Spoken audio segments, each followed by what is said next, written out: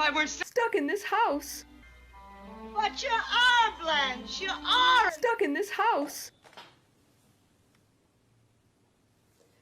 Welcome, everyone. Hello, I am Jennie McNulty, and welcome to the In-House Comedy Chat. Hey, Diana, isn't your mom, wasn't she a 911 operator? What? Oh, yeah. Ring, ring. Hello, 911. What is your emergency? I think there might be somebody in my house.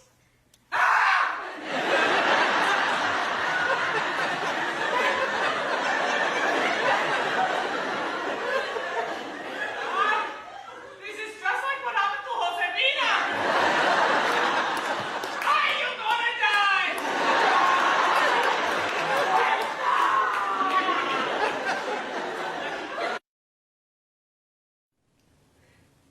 And here we have the wonderful, fantastic Diana Yanez right there. Hi, Diana. How you doing? Hi, how are you? So good to be here. Thank you for I'm having doing me. very well. Thank you. Those are the three sentences you have to say whenever you're interviewed. No. So happy to be here. Thanks for having So me. I've been. You're happy to be in my own house. So tell us, Diana, what three questions I've been asking people. How are you getting through this? What are you doing? And what do you think are the best and the worst parts of our little isolation here? Oh, geez. Well, how am I getting through it? It's not the funnest time, I have to say. But I'm a creator and I'm a writer, so I've been working on a screenplay with my wife, who which we've gotten interest in. It's a great story. It has nothing to do with viruses, but it's a fun film. And I've been working on a lot of tech because even just setting this up is a lot of work. We're also actually something we did the other day that was really fun is we created a murder mystery night online with our friends. Many of our friends are actors and creatives. So it was outrageous. It was like watching the movie Murder by Death, but it was, death by boredom. So you do a mystery murder night and that's what we did. And it's great. And I've been making like gifs of it all for 24 hours. I've been making gifs. It's so funny. Everybody dressed up and had characters. It was great. So how does that work? Because I've heard a couple of people doing that. What do you do? Well, my wife and I have been fixing it so that it's more, so that it's easier to do online, because normally you would be in person. So we've gone through the whole game and kind of figured out a few things. I also, being a filmmaker, there's a part where the host is supposed to give a bunch of information, like how the murder happened, where it was, what was the weapon, and all that stuff. Very clue. And I made a newsreel. So it's like, because it's set in 1930. So my newsreel is like, I've now, let me see if I can recall what it says. This is London. Today the body of Mrs. Blah, blah, blah was found and her head was smashed by a stone vase. And so I added video to it. Oh, it's been fun. That part has been fun. Unfortunately, it's just for fun. There's no income from it at all. But does everyone zoom in? How do you see one another? Is it in Skype? What format do you do that? We use Zoom, which is for me the easiest. It's the one I've used the most, and you can have everybody as a tile on so the layout is all tiles. People are dressed up. Now, you do have to have a little bit of improv experience in the sense that if everyone talks at the same time, there's no way you can tell what's happening. So everybody sort of tries to pay attention to stop speaking when someone else speaks, or if somebody really has something to say and they can't get a word in, they go, and then we pick on them. But generally speaking, what we did was we introduced everyone and we said, tell us a little bit about yourselves. And in the game, you have 10 statements you have to say. And so some of them were missed, which is really funny, because then a person would speak and she goes, oh, I forgot to say, I'm a diabetic. I don't know why, but I just want you to know.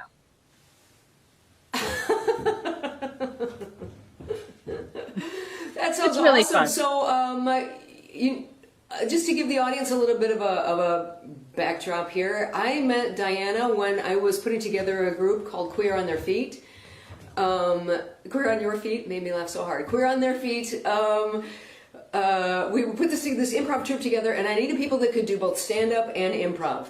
And at the time, I had done improv forever, but not really that often. So Diana was an amazing improviser. So we partnered up, and I said, "Hey, you know what? I'll help you out a little bit about the stand-up. You can help me with my improv." And it just we went from there, and we had so much fun doing that. From that, you took your stand-up, you made a one-woman show, Viva la Evolucion, and then that became the really, well, it didn't become, but it became part of the Latina Christmas Special. So tell us about this show that is so much fun. Latina Christmas Special? Thank you very much. The Latina Christmas Special is a result of having success with my first one-woman show, Viva la Evolucion, not Revolucion, Evolucion, which is about my life in Miami, growing up with very conservative parents, and especially a conservative and very Catholic mom. And it was a comedy about my life, and it was great. And I toured it to universities and stuff. But the only thing that I discovered was that it was lonely. So I thought, I really love the one-person show format. How can I expand this so that there's more people in it? And I started thinking that a balance of 3 women would be great. And then after a while, I thought, well, what's the other, let's put some other parameters on it. I put Latina, and I put Christmas. Latina Christmas Special. That's how we got there. And the 2 people I asked, the 2 talented ladies I asked to participate with me in it, is Sandra Valls, which you know well, Jenny. Well, of course, you know everyone well, because you've been there every single year since the show started. And Maria Russell. And both of them had not done a one-person show, but I thought I could guide them through it, and we came up with some pretty funny shit, I have to admit. I will second that, my friend. It is an absolutely delightful, moving, touching. You laugh and you cry all the way through it. It's so great. So are you going to be doing, you've done it here in LA. You guys last year took it to just off Broadway, sold out shows off Broadway, not just over there. So where's next for Latina Christmas Special? Well, I have to tell you that the Off-Broadway was an amazing experience. We had never taken it out of LA. So in LA, we have a real following, which is wonderful, but comfortable too. And so when we went to New York, we didn't know anybody. We didn't know how the reaction would be. So what we did was we got our first audience in. It was a pretty packed house the very first night. And we had our first largely Puerto Rican audience. Well, not only Puerto Rican, Dominican, and geez, why am I forgetting the third group there? No, actually the third group is Cuban. That's me. Anyway, so everybody came, and and the show also has a great following with people that are not Hispanic descent, but the majority of the audience, I would say, is Puerto Rican. And it really surprised us in a pleasant way how they embraced the show from the very beginning. I mean, it was like, we want you. And so it was a very exciting experience. And from there on out, they just told their friends, and they told their friends, and they told their friends, and that's how we got to where we were. It was an amazing experience. And New York is a really great theater town, and I'm really feeling for them right now, what they're going through. They're a very special city. Yeah. Love you, New York. I love you very much. And we're going to get through this together. I got to tell you, I have had a lack of patience, to be quite honest, for the past 3 weeks. My parents had trouble taking it seriously, at least my mom did. But what I have discovered really helps is stretching, meditation, and vodka. Seems to really help with patience. Yes. And I put my vodka in my emergency. I mean, they were talking about the quarantini. Yes, quarantini. And emergency came on, like, no, you're really not supposed to mix our stuff with alcohol. And I'm like, well, you're not supposed to mix it with gin, like in the picture. You're supposed to mix it with vodka. Come on. I know. I'm not a gin drinker at all. By the way, I don't think I told you, Jenny, and I've been meaning to, that I had a biking accident about 3 weeks ago, or 2.5 weeks ago, on one of those electric bikes that you can now get on the street. you rent them on the street here in Los Angeles. And I took one for a ride, and I think like most people, I wasn't wearing a helmet. I mean, I know I wasn't wearing a helmet, which of course, as I was falling, I thought, that helmet thing is a good idea. So then, should be wearing a helmet.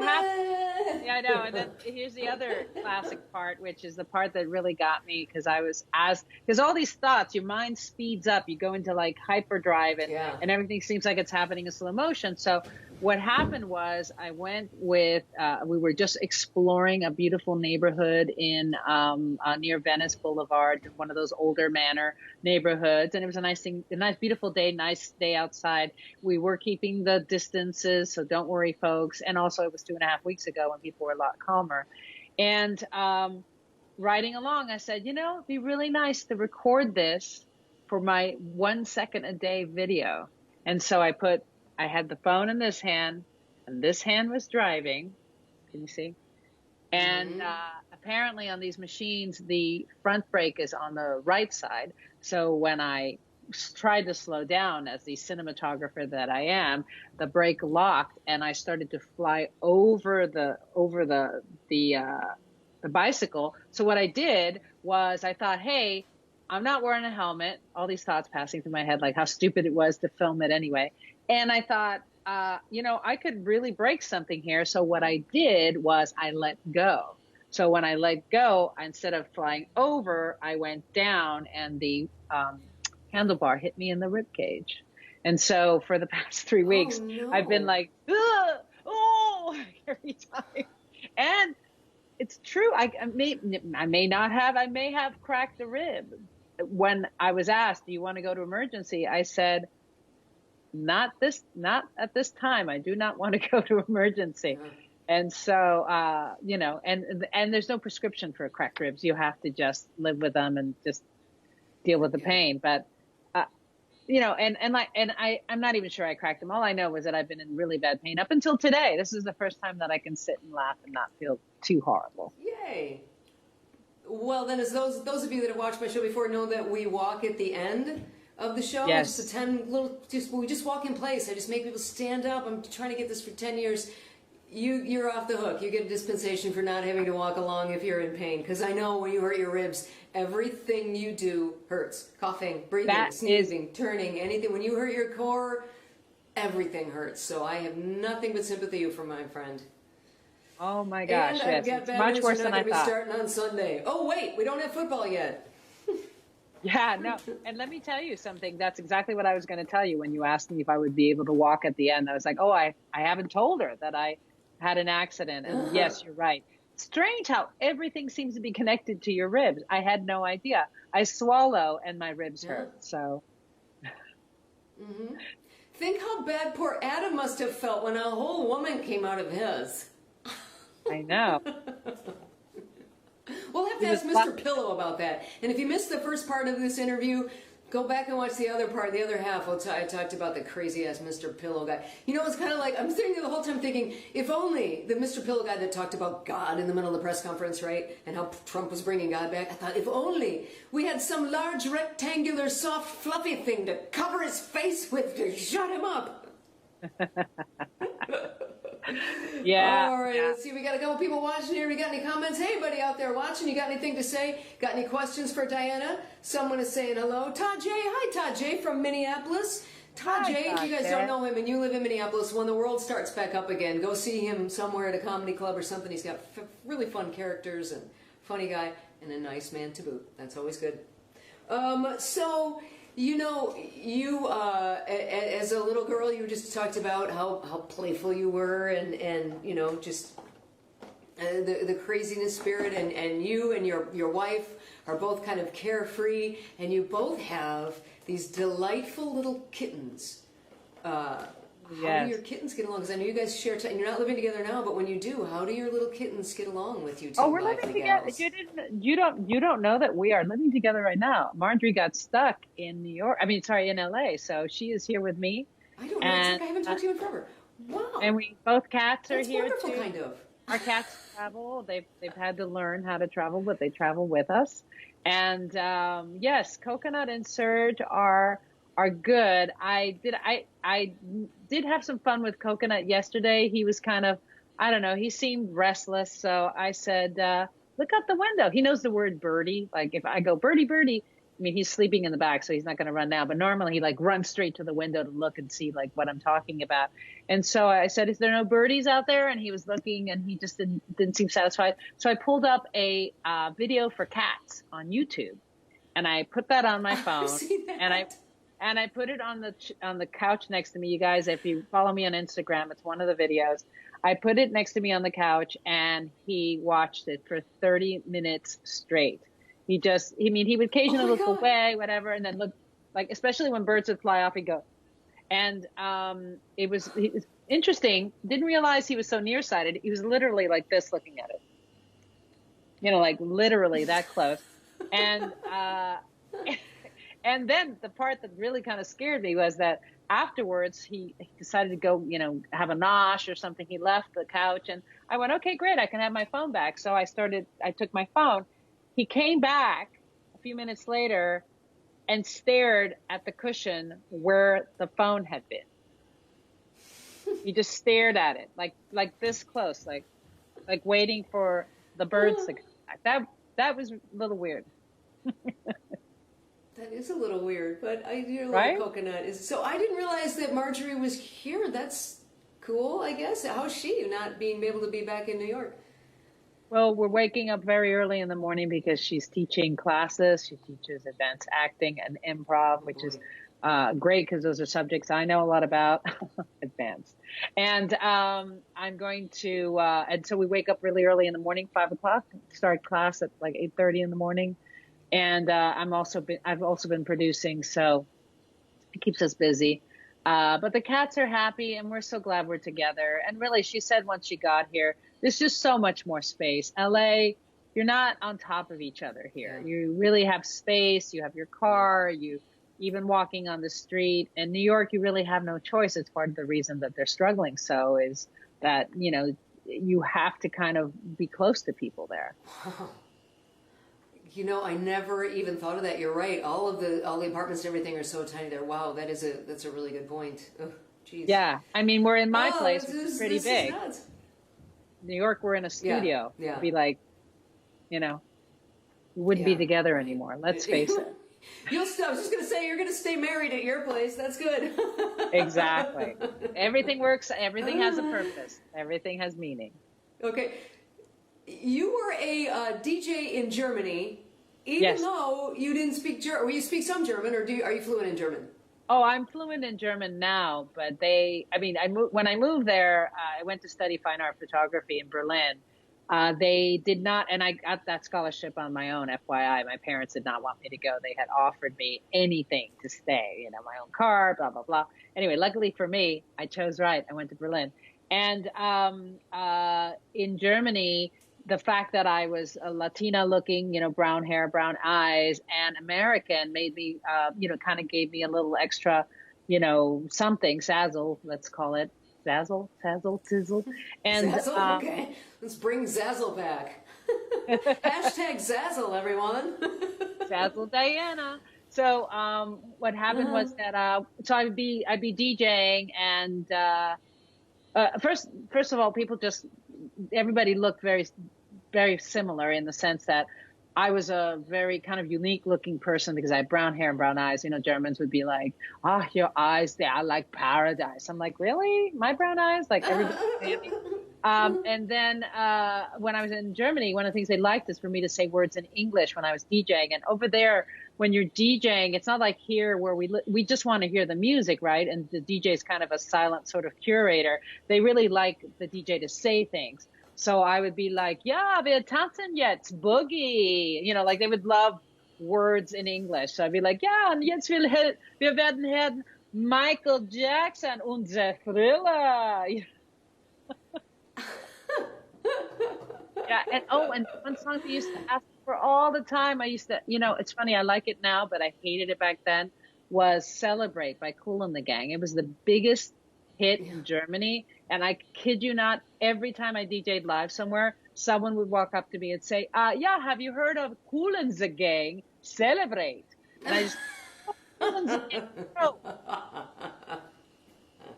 Kool and the Gang. That song is pretty darn annoying. In every wedding amongst white people in the universe, that song gets played. Doesn't matter where you're at. It's just a fact. They're gonna play that one right there. We got a couple of highs out there. We got Carol listening from Washington, Michigan. Thank you, Carol. And she loved your cat stories. And I'm really shocked that they actually watched it. I saw that video on TV and was wondering if it worked. Good to know. Julie says hi from California, home of Olivia, and Todd said that's great, Diana. So thanks, guys, for commenting. If you guys could share, that would be super awesome. We're trying to get the word out, trying to get these things done. And I'm gonna, if I could get this to put, let's see. No, it doesn't want to come down. And there you go. There you are, Diana. So now we got Diana Yanez. There's her Venmo address if you want to send Diana some cash. LatinaChristmasSpecial.com. And taking donations. Yeah. So if you are very welcome. But so you can find her at any of those email addresses if you want to find out about Margie's comedy and improv classes. Those are fun too. So thanks for that, Diana. So do you have what is your you've toured with everybody. You've toured with Margaret Cho. You've toured with me. You've toured with a lot of people. What are some of the funny things you miss about being on the road? Because now not only can we not leave, but I mean you've been off the road per se for a while. So what are some funny road stories you have? Can you think of any offhand? Gosh, geez, I wish you had asked me earlier when my brain was still together. Yeah. I had this thing about when I was touring with Margaret. We went to a lot of places I had not been to before, and coincidentally, some of the theaters are really, really old. And I just love ghost stories. I just love hearing people's ghost story stuff. And one time we were at I think it was the Pennsylvania State Theater. It was this gorgeous theater, clearly from turn of the century, 1900s, 1800s, late 1800s. It was gorgeous, and that's where, I guess this is not a funny story, it's just a mystical story. That's where I saw my first ghost. And what happened was we were performing, and I got off stage, and Margaret was on stage, and I was watching her from the side where the curtains are, those, what are those called, those curtains, the wings, and I saw person that I thought was my performance partner, Kurt Hall, and I went, Kurt, and the person, this man I saw, which I thought was Kurt, didn't hear me, I thought, and then walked across to one of the wings. So I went, oh, he must have not heard me. So I walked over there and pulled back the curtain, and there was no one there. It was just, there was no way. What was next was the stage. The person would have had to walk across the stage. So then I run up the staircase to where Kurt was, and I go, Kurt, did you just come down? Were you down here just a second ago? And he said, no, I've been working on the computer. And we went and we investigated. And then I asked the manager of the theater afterwards. I said, do you have any ghosts? And he goes, oh, you saw him, right? Ooh. So, wow, that's pretty cool. That's pretty cool. I know, right? That's the only story I could think of was the time that me and Daniel were out touring, and they paid us in a big wad of cash, and I almost left it in the bathroom when we stopped for gas. Oh my God, no, I had forgotten about that. Maybe I do remember. You guys. I don't know. I do remember being with you and Daniel and being at Taylor's house, and Daniel showing me a video of a panda sneezing, and the panda baby sneezing, and then the panda going, and it made me laugh so much that I got asthma. I recall that. I was freezing, like, stop making me laugh. Oh my God, it was just hilarious. Oh my God, look it up if you haven't seen it. I'll try to put it in the comments later. It's Baby Panda, or one of you guys are out there, you can find it. Karen O'Donnell says hi. Baby Panda. Really a hilarious little video with the panda sneezing. That's kind of. I know that we've got more stories. I mean, for sure. The problem is that I have to jog my memory because we drove around a lot. And when did. we were the first time I did stand up was in Provincetown with you. And I remember that I was scared to death, but it was because people didn't like my characters. They didn't get them. So there was some people sitting like this in the front row, and I was terrified. And then I told my very first jokes, which we wrote on a napkin at the pizza place. Yeah. Oh, that's right. I remember that. So, yeah, you do, but you did fun characters. It was Bettina what's her name? Bettina Bitch Schlappenhausen. Ja, ich bin Bettina Bitch Schlappenhausen. But I usually have a blonde wig on. But yeah, she is very severe. Sie ist eine Lesbian. Sie ist sehr hart. Und sie mag der Burger King. Und das ist aber viel Spaß. So, that's Bettina Bitch Before we close out, Schlappenhausen. I'm also... Oh, go ahead. Sorry about that. Didn't mean to interrupt this. There's a delay, guys. We're working on the lag time. I'm going to show... I'm going to talk to you for a few more seconds here, but when you go and while I'm taking us all to the beach, I'm going to show the clip of Spanish for Your Nanny, which is just hilarious. And you've done so many different little things like that. Bettina, how do your characters... I know the Spanish for Your Nanny wasn't really a character per se, but how do your characters come to you? Do you sit down and go, I want to do a character that is a German woman that does this? Or do you just sort of... Like, for me, it's always the voice that comes first. Like, when I do Dirty Steve, it was just talking like Dirty Steve, and that just informed everything else. So how do your characters come about when you create them? Because you have so many really cool ones. That is true, that sometimes it's the voice that comes first. For me, it's a lot of, it's a full body experience. It's even the way I hold myself and the way I move. It's a very physical thing. The whole thing comes together at once. And sometimes it's a article of clothing or a wig that makes me go, or if I think of a person or an animal, believe it or not, to become someone. But yeah, and you do great characters as well. The only thing is that whenever we're doing improv together, we tend to take on each other's accents. That is a problem. Yes. I would start out like this, and by the end of it, I was all of a sudden talking like this, and I don't know what happened in the middle. It just went crazy because it started like this with certainness and steadfastness. I had this accent, and then 3 seconds with you, and all of a sudden I'm talking like this. It was crazy. Yes, our Irish accents get mixed up with Spanish accents. I think we did one in I feel like it was Santa Barbara, where we were both Irish nuns, and somehow we turned into like French and German chefs or something. Yeah. I don't know how it happened, but it's just something True improv. I don't know. Yeah, I think what it is we have an ear for accents. We have an ear for accents, and that's how we capture it. Yeah, go ahead. I'm sorry. Yeah. No. I just wanted to say that you can see a little bit more of us together in addition to the wonderful and talented Jackie Monahan. Not this Thursday, not 2 days from now, but 2 Thursdays from now at 7 p.m. Pacific time. We're going to try to stream the Rainbow Show that we would be doing in Ventura. I've done a show in Ventura Harbor for over 10 years now. I'm proud to say it is the longest running monthly show at their club. And we're going to try to keep it going while this is all happening, so we're going to try to stream it live. It won't be quite as dynamic, but it's going to be super fun, and improv is one thing that is kind of fun to do on the World Wide Web, so I think we can pull that off. So check that out. Where else might people see you? Because I know, are you doing any more of these things? Are you going to be doing any blogs on your own? Or what are you doing so people can see your talents? Oh, thank you. Well, my talents are hidden right now.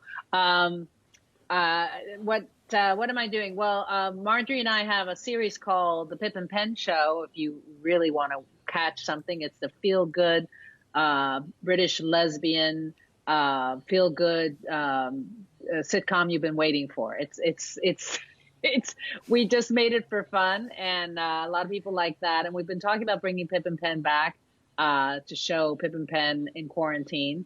I am doing a show with you online in 2 weeks, and Latina Christmas Special. Actually, we are.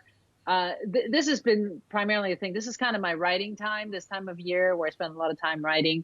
And I have been also negotiating, because the show is so popular now and so successful, that we're actually planning right now what Latina Christmas Special will do at the end of this year. We do have, at the moment, an LA show planned and a New York show, the details to come.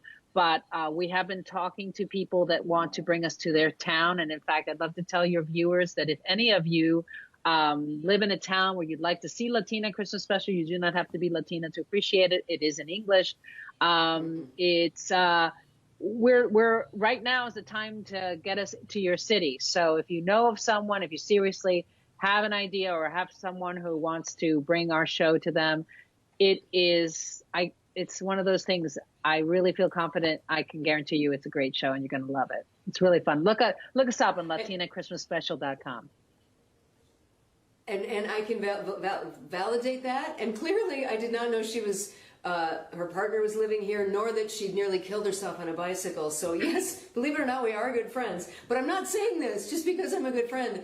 It is a really, really, like I'm not Latina. I know you probably didn't guess that with my big old white skin and blue eyes. Most people don't think, I bet she's not Latina. Anyway, I don't know what I'm talking about now, but I am not Latina. And I can tell you that I appreciated that because it's so different than my growing up as a young white kid. However, I can also relate to some of the things that, like Sandra talked about, of being a little tomboy and getting all these girly gifts. And you know, Maria, even though I have nothing in common really with Maria, just still her story and her relationship with her mother, it is outstanding. It is going to be up there with The Grinch Who Stole Christmas and Rudolph the Red-Nosed Reindeer. It's going to be, every year you're going to want to check out this show. It's really great. So if you do have theater, know the theater, whatever, get them there. I'm not just blowing smoke because clearly we're not that good of friends. I thought we were, but I didn't even know her wife was here in town. If I may say, one of the things that I tell people when they ask about the show and are they going to get it, I feel like the only thing you really need to be able to relate to the show is having had a parent, because it's really about relationships with your parents and the high stakes of the holidays. So, and in fact, you do not even have to celebrate Christmas to appreciate it. Yeah. And I can tell you, I've seen it, 4 years in a row now, and I've loved it every time. So check that out. And that will be coming. Good God, hopefully we won't be still wearing masks and in quarantine and all those things. Right. Hang on, we got a couple of things. Karen is saying, we're going to the beach. Yes, Karen, for those of you that are still watching, we're going to take a little 10-minute walk in place. You just got to go like this. Diana would be joining us, but she broke herself the other day. Thank you for this. We're on the East Coast. We appreciate it. Yes, there you go. Thank you, Karen. Karen O'Donnell, funny lady. If the world ever comes back, go see her. Thank you, Karen. So what words of advice, before I let you go, what words of advice do you have for people, or how you're living with 2 cats and a wife in an apartment and you weren't ready for this? How do we get through this, Diana? What's your advice? I actually am someone that believes in wearing masks, even if you don't think you're sick, because I think regardless, you wouldn't know if you were sick. You wouldn't know if you're contagious. And what I have done, coincidentally, just in time for this show, is I made my own mask, and I want to show you. Oh, look at you. And what this is an old pajamas. Yes, I washed them first. This is the leg of the pajama. I cut a little piece off, and then I put rubber bands inside the little leg, and you see, it actually works. Isn't that amazing?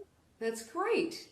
That is amazing. And you could put a little panty liner in there that would make it even more, keep the germs in there even more. Or you can put it on the outside, but it won't be as fashionable. I heard or is it in the middle? Of fabric. I think I heard it. What I read was that 2 pieces of cotton. Now this is flannel. It's the lesbian version, but it's 2 pieces of fabric. See, so I don't know. Well, stick a panty liner in the middle because that plastic will help stop it too. I'm serious. Oh, go put a panty. Just peel it line. Stick. Panty line. Oh yes, I remember what those are. Okay. And I also would say that I'm going to tell you something that's really made a big difference for Marjorie and I, and the cats just love it. We meditate for 15 minutes every day, and we set our intention. And I have to say that I think the cats love it because they're like, wow, they're being quiet and they're not moving and they're peaceful for 15 minutes.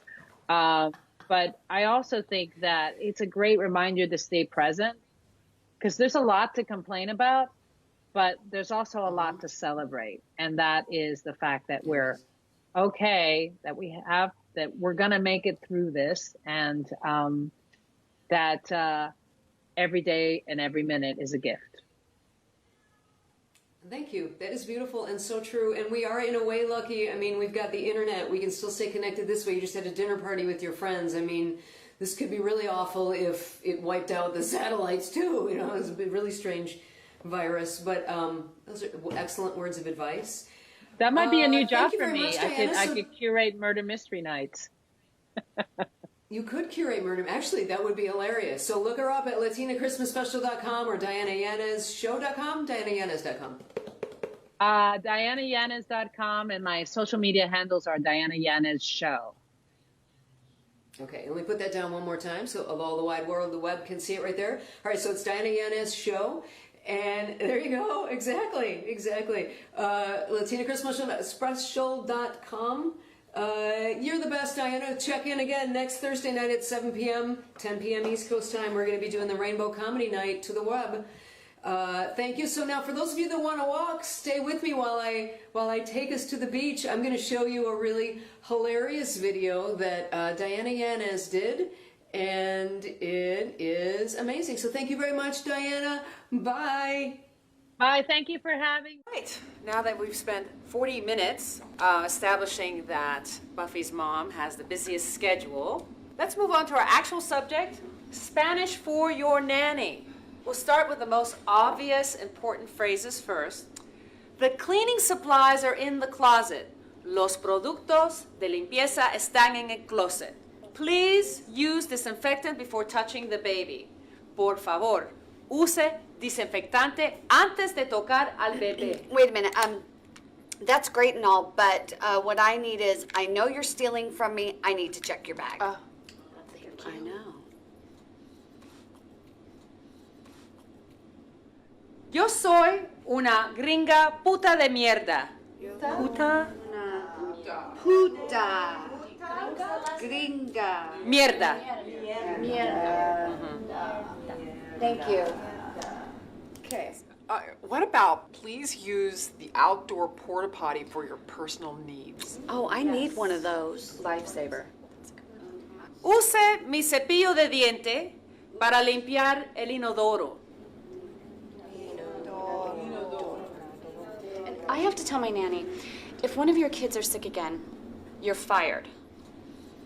Yo soy una lesbiana. Bésame con lengua.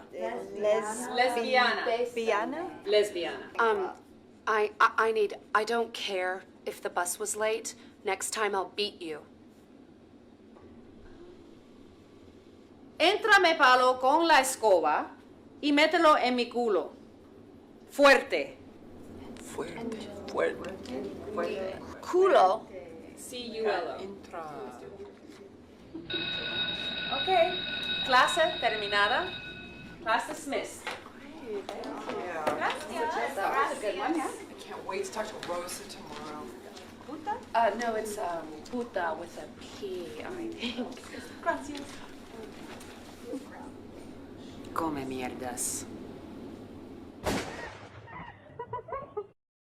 Here we are. Look at the waves rolling in. You can almost smell it, can't you? Isn't it delightful and wonderful? Get up, get up, get up. Come on, you can do this. You were seated. See, there you are, seated in your little chair. Just push the chair back and stand up.